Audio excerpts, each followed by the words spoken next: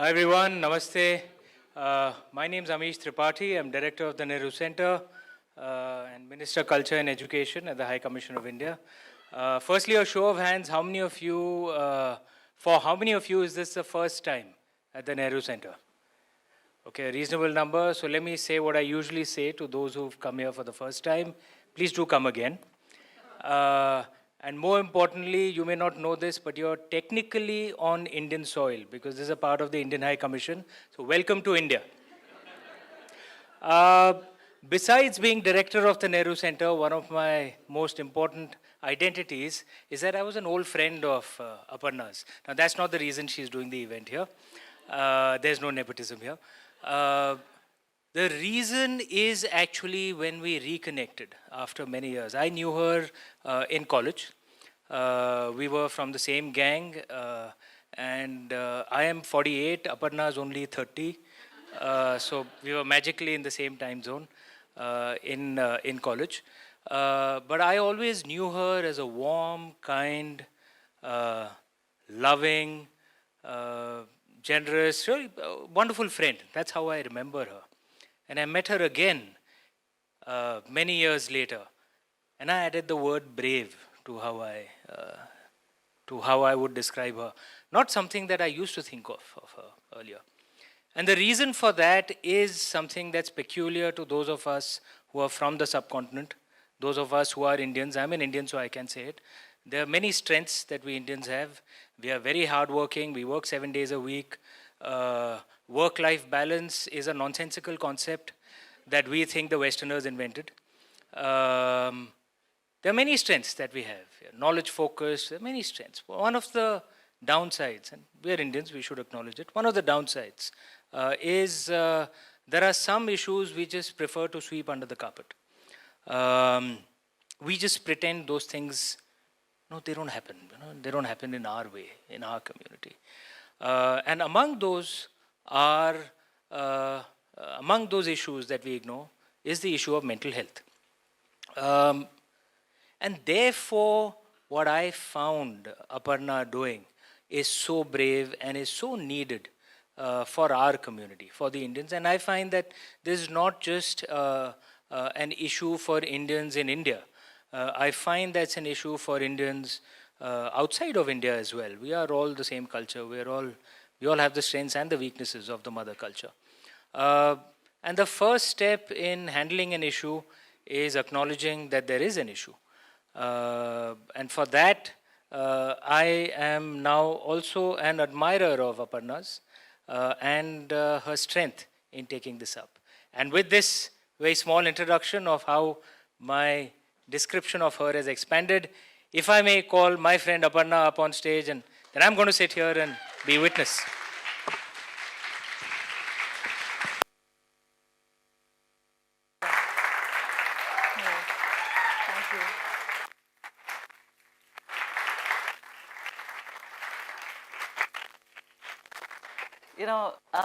Thank you so much for the invitation to be here. It's an honor, it's a privilege. It's also the best possible reason to keep visiting London and coming back and doing events. But actually what it is a fantastic party. It's a reunion party, I think, for me, Amish, because there are so many people in the audience that I'm connecting with after years, or old friends. So it's just been an absolutely fantastic occasion to do that. So very, very special evening. I want to thank my family, particularly for being here, my aunt and uncle, Mukesh and Ruchi, my maternal side. I really want to take a moment also to thank my grandparents, who, they brought me to the Nehru Centre when I was young. They've taken me to places in London like this. I really hope that I'm making them proud today. And thank you all, everybody at the Nehru Centre, especially Pranjula, who I think I must have sent nothing less than 50 emails, and after which she decided that she's not going to show up today because she's had enough. And all of you, because I know it's half term, you have so many more claims on your time, but for being here and to talk about mental health is really amazing. So a little bit about Chemical Khichdi. It came out about a year ago, and since then I've had incredible feedback. I've had a lot of opportunity to talk about it. I'm going to share just 2 messages that I got to show you how universal mental health is and mental health conditions are. So one was from a middle-aged entrepreneur in Delaware, in New Jersey. He got the book from a friend, and he wrote back to me these huge emotional emails that I used to write at one point in time, and saying how much the book resonated. And he said, I'm only 20 pages through it, but every page I feel you're telling me my story. And then I get an email from a woman who writes to me in Hindi, and she's from a small town in India, and she says, you know, I read your book with the help of a dictionary because I'm only educated in Marathi and it was difficult for me to read it. But basically, my husband lived with depression and has now finished his service and has retired. But my son, who's in his 30s, also lives with depression, and every day is a terrible day for us. We don't know what we have in store with this every new day. And your book has given us new hope. She said in Hindi कि आपकी किताब ने नई उम्मीद जागी. And I say this not only because they're inspiring stories and for me to feel that it's very heartening, but it's also a hidden message to all the men in the audience. I've done a lot of these talks. I have a lot of women raising the hand. We women tend to think that we have some entitlement over mental health issues, particularly in the sort of patriarchal subcontinent that we live in.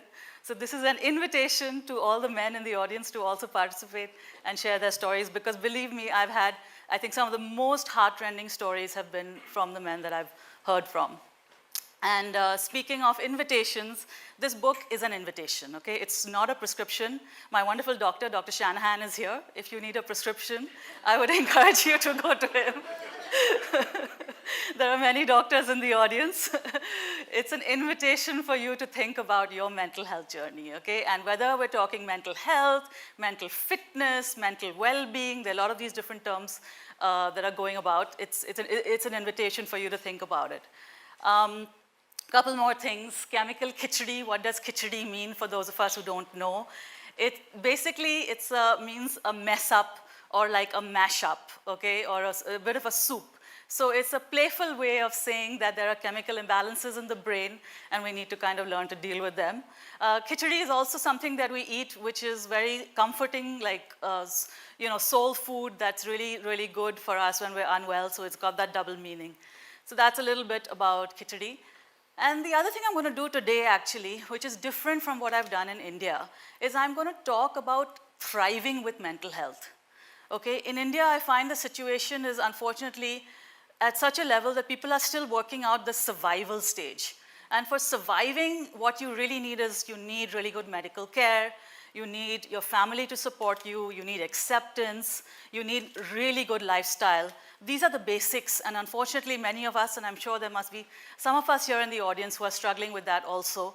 We will discuss that in the panel with Dr. Shanahan, but today I want to talk a lot about thriving. What does it take to get to the stage where you can talk to a group of friends or strangers and or your colleagues in the workplace and say that I'm living with this, yeah? So this is me. Some of you might recognize this photograph. Is me at Harvard Business School. I thought I was a global citizen. I still do. But this is me with the yellow sunglasses, probably the only one with yellow sunglasses and orange shoes on that very conservative campus. And a little bit hatke, as we say in Hindi, or bindas, i.e. a little chilled, okay, before it all started. And this is me at one of the proudest moments in my life, which was when I returned from business school and I was running my family's furniture business. And we took this company and said, we're going to be the first company to take part in a trade show abroad, which doesn't sound huge, but back then, nearly 20 years ago, it was a big endeavor for us. And again, going back to this whole story of wanting to be a global citizen, having lived in the US, having lived in India, having lived in the UK, really wanting to benchmark myself with the rest of the world. And this is me recently. This is my first book. It's about business and design, again, exploring areas that were very new for India at that time, still are pretty new, interviewing over 100 CEOs from around the world. It all sounds great, right? And this is me teaching, and I teach this course, which is really, really fun. It's called Netflix and the Art of Design Writing, and it's all about communication and teaching designers how to write. So it all looks great, right? I mean, having studied at Oxford and Harvard and written books and being published and, been a CEO. But this is me when I'm unwell. basically, you saw the picture of me looking really dazed and zombie-like, right? That was a picture of me taken in March 2018, the last time I was manic. And for mania, for those who are not familiar with the term, is an extreme mood swing. Now, the first thing I want to know, I'm sure all of you are familiar with bipolar disorder, but we live in a part of the world that is so evolved that everyone thinks they're bipolar, okay? So I don't want you to think at all that just because you have mood swings, just because you're angry one day or frustrated or sad or excessively happy, that you're actually suffering from bipolarity. Because this is a picture that was taken when I was really, I hadn't slept properly for a couple of weeks. There were screenplays going on inside my head. There were just so many thoughts going on that I was completely oblivious to what was going on in the outside world. I don't think I can remember this picture of me and Radhika, which was taken in Switzerland, being taken. It was because I was just in my own world. And mania manifests itself differently for different people, that it's really hard to actually describe it to other people, right? But it's a very, very serious condition. The divorce rate in mania, I think, is something like 30 times the normal rate. Okay, there's a lot of reckless spending, there's substance abuse and addiction. And in my case, there was just lots and lots of writing and being involved in my own world and being completely cut off. Many of you, I think, in the audience who are here might have experienced that. So that is one side of it. And this is a picture of me when I'm really unhappy. This was a slide. This was about 10 years ago when I was really, really unhappy. And you can see from this picture that I'm with the kids, but I'm not fully involved with them, right? I'm very quiet and withdrawn. I think it's an important picture of depression because actually what it's trying to say is that we can all function even if we're depressed or dealing with anxiety or depression. It just may not be apparent to everyone. This was actually a year in which I went up to the rooftop of my building and I looked at it and I said, this is only 3 stories high. If I actually choose to jump off here, what's going to happen to me? I'm probably going to end up in a wheelchair, but what I really want to do is end my life, right? And so that was the mindset at that time, but not so apparent to the people around me. So the question is, here I am today, as posing with a bookshelf, with my bookshelf and my photo, with my books, and saying, waiting for a fashion magazine to come and feature me. So how does this happen, right? How do you go from these two extremes of saying, I want to take my life, I think I'm at the center of the universe, I'm going to write this amazing screenplay about oil politics and terrorism, and Al Pacino is going to be my new best friend, and do all of that, and then say, I'm fine, I've been in a good place for 5.5 years. I haven't had to go into a doctor's clinic and say, I need help, emergency right now. Can you scroll down? Scroll down. So the heart of my healing really is what I call the mental health Jugalbandi, okay? Jugalbandi means 2 things coming together, and it's really the heart is the East and the West coming. I've had tremendous family support. I've had a lot of allies. I've had immense colleagues, amazing, amazing. But really this internal conversation that I've had with myself has really been the heart of my healing. So let me just show you a clip. Let's see if we can get it to play of what a Jugalbandi is. Do you think that could play like this, the video? The Jugalbandi is basically 2 artists coming together, almost like jazz musicians, okay, where they can independently play. You can independently hear a trumpet, you can independently hear a bass, you can independently hear a keyboard. But when they're together and they're playing in an improvised, spontaneous way, they make their own kind of magic and music, right? Which I'm sure all of you would have experienced. Yeah.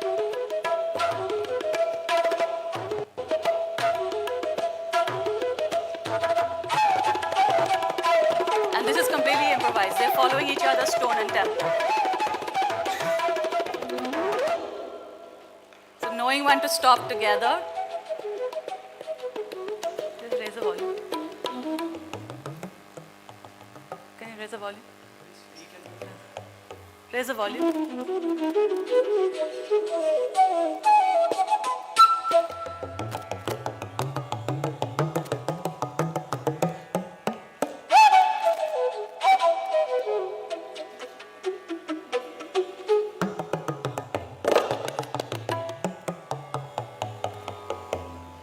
Okay,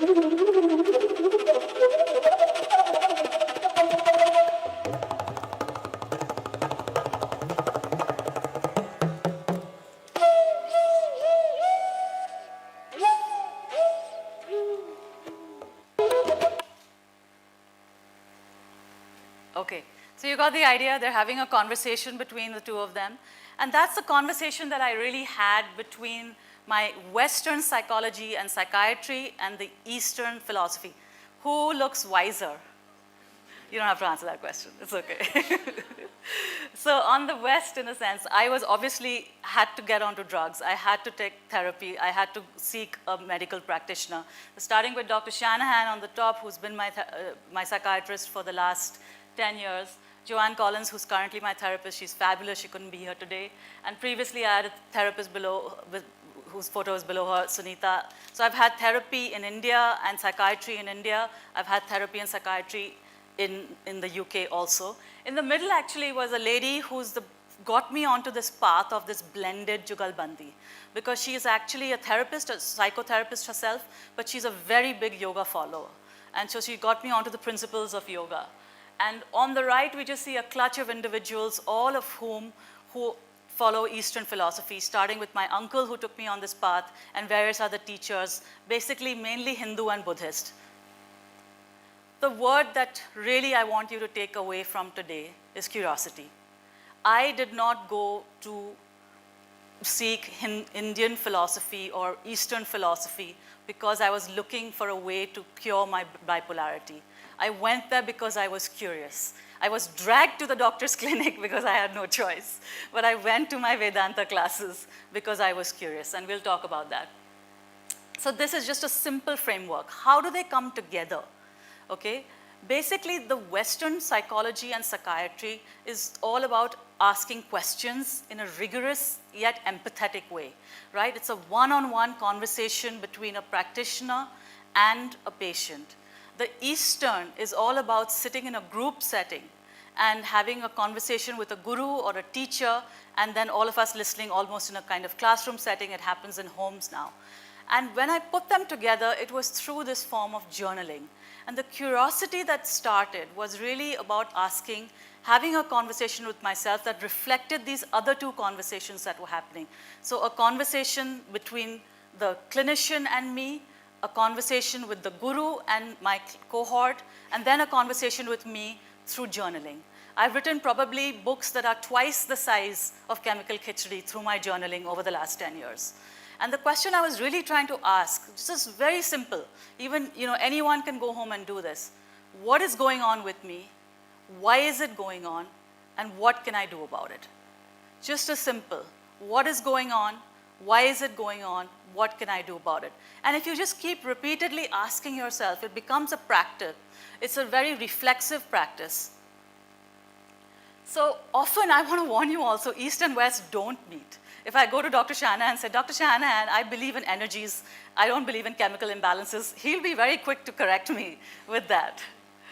So in Western therapy, the self is at the center of therapy, right? It's all about you. The therapist is not talking about themselves. They want to understand you. You are at the heart of it. I'm sure you all get that very intuitively. But Eastern philosophy is all about elimination of the ego, right? The ideal in Eastern philosophy is to get rid of the ego, to be selfless, to think about other people.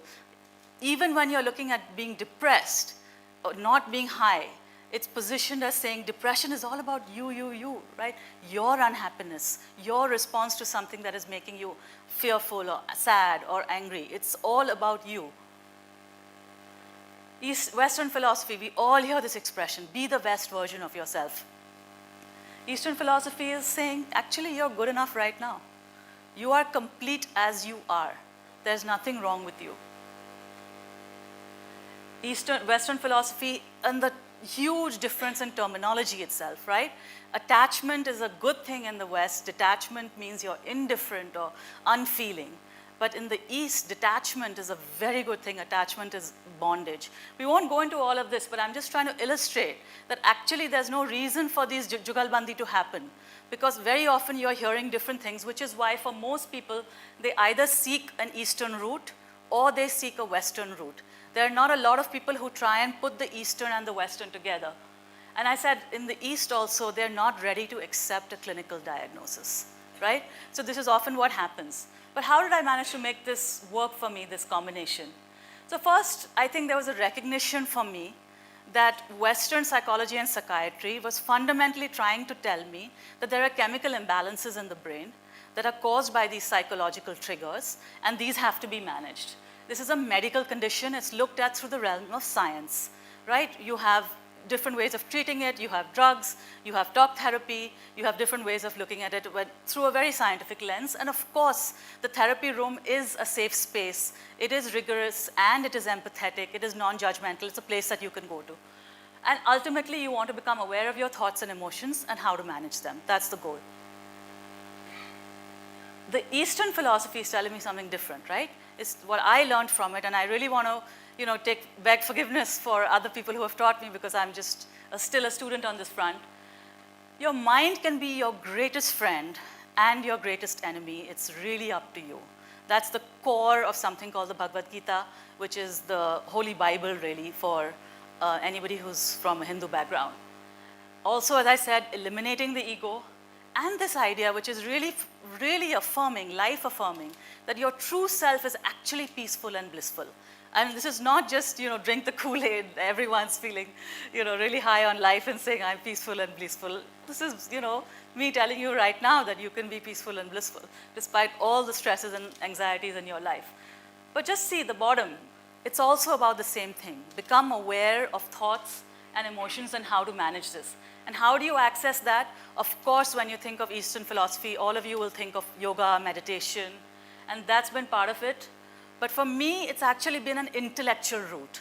My spiritual practice is actually not that great. I think my aunt over here will say that she's never seen me in a puja room or visit a temple. So, that's not the way I access a higher power. I access a higher power through music. I access a higher power through meditation through music. I access a higher power through the study of the texts. And there are different ways to do that. So this is what really worked for me. So my idea is very simple, is I strive to reach Eastern philosophy through Western psychology. For me, an Eastern spiritual practice of yoga and meditation was just not enough. In fact, the first 10 pages of Chemical Khichdi talks about how I was in a yoga ashram and I had one of the most psychotic attacks I've ever had in my life. My husband literally had to come there and rescue me because I couldn't travel back on my own. So there are lots of times when it can go very wrong. So but it wasn't a spiritual practice that led me to this Eastern philosophy, but it was this one-on-one interrogation in that therapy room, asking myself these questions, having this Joanne ask me questions like, what does rest look like for you, Aparna? Or you have a dream, what is that dream asking of you? Really, questions that got me thinking, right? Questions that I asked myself a lot. What is happiness for me? What is success for me? What is actually causing these mood swings? But there was always the idea that I want to be that person. And let me tell you that, as I said, there have been times when this hasn't worked. There have been times when drugs haven't worked. I've talked about it in the book. There have been times when the spirituality has gone an extreme. I've had this soul orgasm on Primrose Hill, and it sounds as good as it. If you want to go to Primrose Hill and try that for yourself, I would recommend it. But I ended up in Dr. Chanahan's clinic quite soon after that. So I think there's a lot of times when it can go overboard. So let's apply this to everyday life, right? Difficult relationships, the pursuit of success, and happiness. Anyone over there who doesn't want any one of those? Anyone over there who doesn't want any one of those? Right? We all want it, right? We want success, we want happiness, we want good relationships. So relationships. Relationships, has been a journey in learning about detachment and being able to observe emotions. So I had a disastrous session with somebody on writing. And then I had a bust up with Amit, but I had an amicable recovery, very proud of myself, and follow-up conversations, journal entry in February 2017, saying that I was able to see that I was angry, okay? And I think the simple principle was observe the fluctuations of the mind, do not become them. We'll do a simple exercise, it'll take 1 second. Just put your hand out there. Now you can see your hand. Is this your hand? Yes? Is this hand a part of you? Yeah. Is it all of you? No. Imagine if you're really angry, okay? Imagine if there's a rock in your hand, in that same hand. Imagine if you can say that that rock is my anger. Now would you say that you are angry or the rock is angry? Can you say that you're looking at the rock, you're witnessing that you're angry, and that it's not that you who are angry, right? It's the same thing. It's the same thing of being able to detach from what you're going through and saying that I can see that I'm angry. Yeah, I mean, I was fully prepared. If this laptop hadn't worked, I would have done this extempore, okay? We could have just continued having this conversation. So it's just about having, being able to retain that equanimity. But therapy would tell me, and this is how the East and West work, that when you have a really difficult relationship in your life, you should draw boundaries. You should feel safe. You should maybe, detach from that person. What I have learned is to have affection without expectations. So I had a very difficult relationship with my life with somebody who was supposed to be like a mentor to me, but they actually disappointed me in every way possible. Financially, emotionally, intellectually, they were just not there. And I'm getting agitated, I'm getting irritated, but what's happening to them? Anything? So one could just detach and say, be indifferent. But I learned to detach and reattach. I still, unfortunately, have affection for that person. Except now I'm not expecting anything from them. So, because I'm a teacher, I can't leave you without some homework. I want you to either scan this QR code, if you like doing that sort of thing, or just take a screenshot of this picture and look up this video on Tenzin Palmo on love and attachment. Okay, and I don't want to play it here, not because it's long, it's only 3 minutes long, but I want you to watch this in silence for yourself. I have watched this video at least half a dozen times. She is so wise on what love and attachment genuinely mean, because I think this is something that we all really, really struggle with.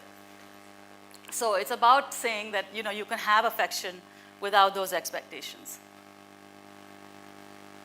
Success, okay, I'm not sure you can see it by there.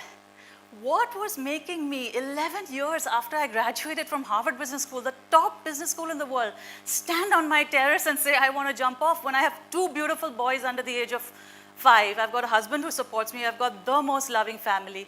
What was it? What do you think? Anyone? Just not feeling good enough, not feeling successful. Just going to my reunions and saying, my God, there are people who are earning millions out there. Some of them are sitting in the audience here. I won't name them. And they are doing, so well. And what am I? I'm a stay-at-home mom with this no career and struggling with this mental health and freelancing for some obscure publication, writing obscure stories. What am I even doing with myself? And that can drive you to that stage, right? There's no reason. So I remember writing this in June 2016, not that far ago if you think about it. I felt a nagging sense of insecurity or inadequacy, of not being successful enough, not talented enough, not clever, not clued in, not hardworking. And I'm haunted by the specter of success. And the easiest thing I can say to myself is I'm still not good enough.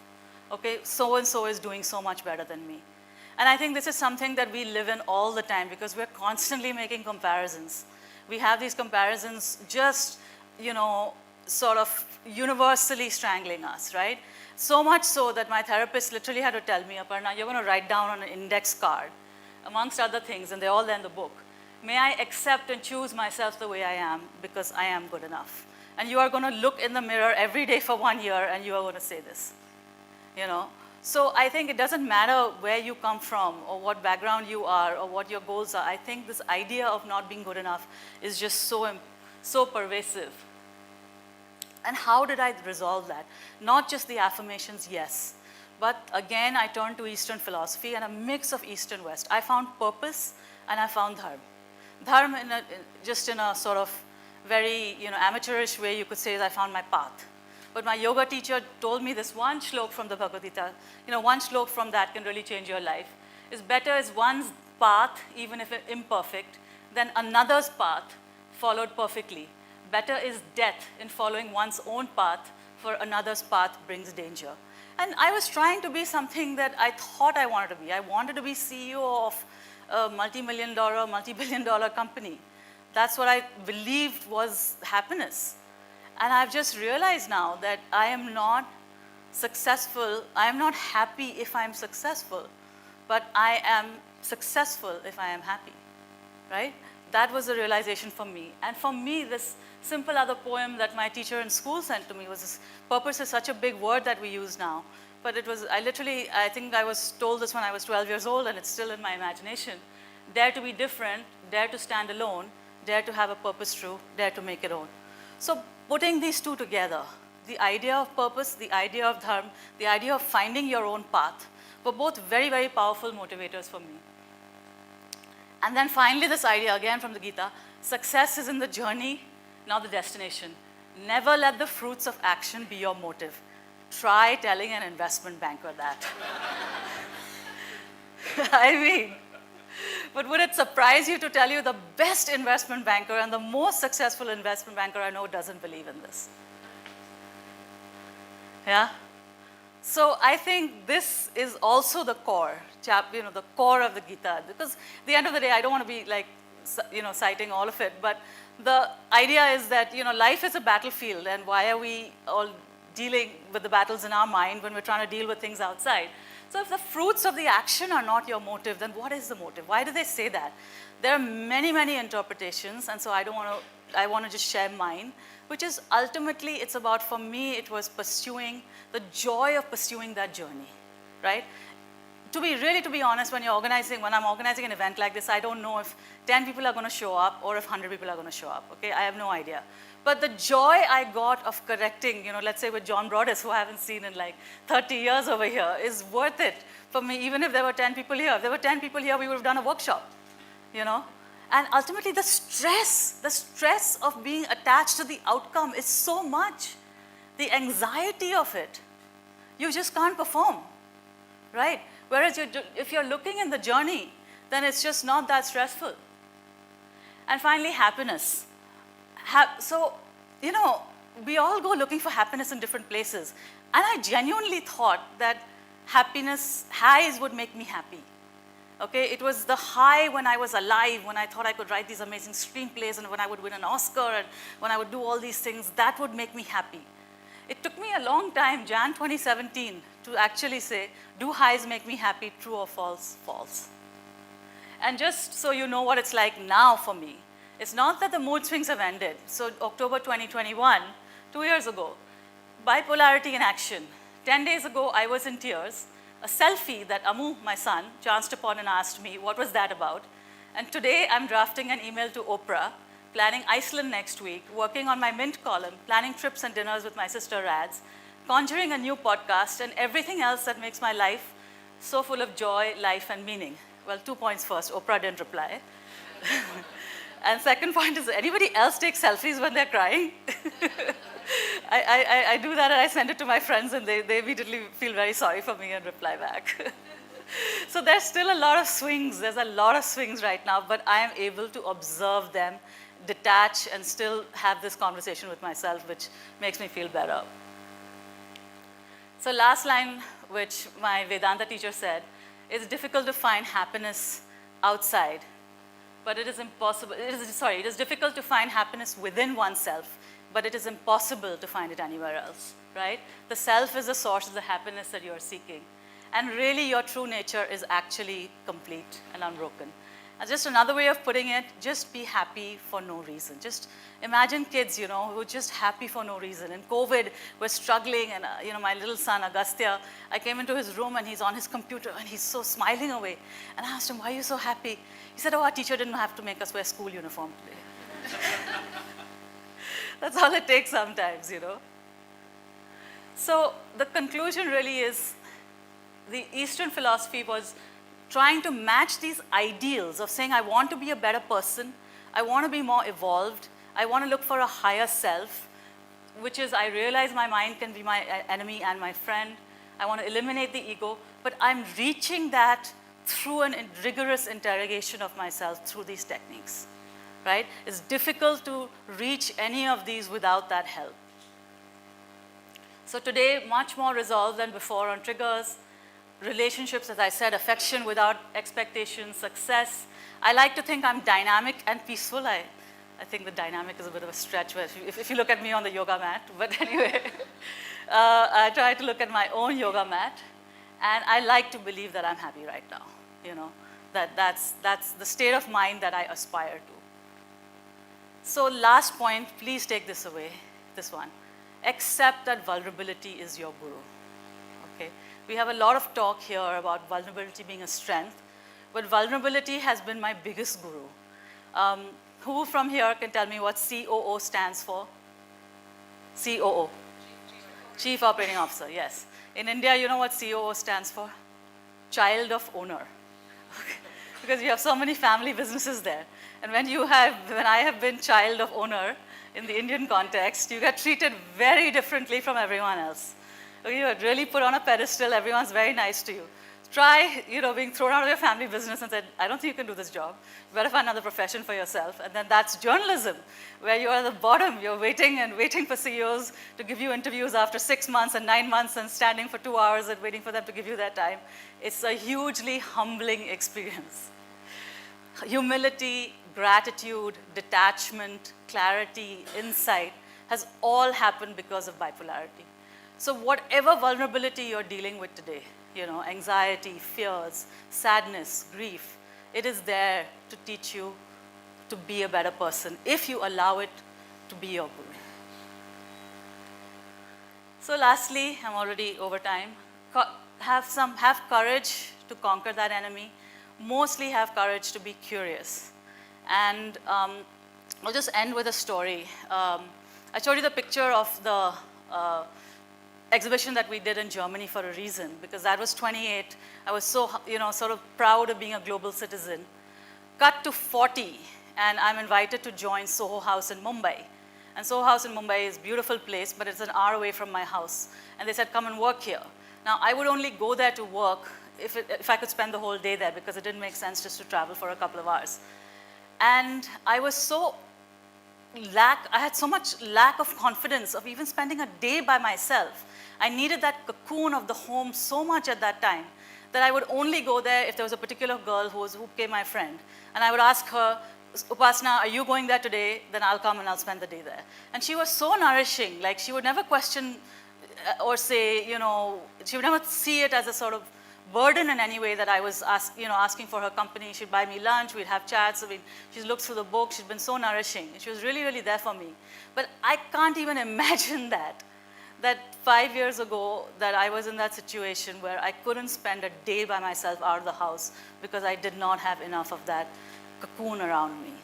And today here we are, I'm in London, not just London, at the Indian High Commission, at the Nehru Centre. And it's just to say that, look, life can knock the stuffing out of you, but it will give you enough opportunities to resuscitate yourself. So please do take them when they come.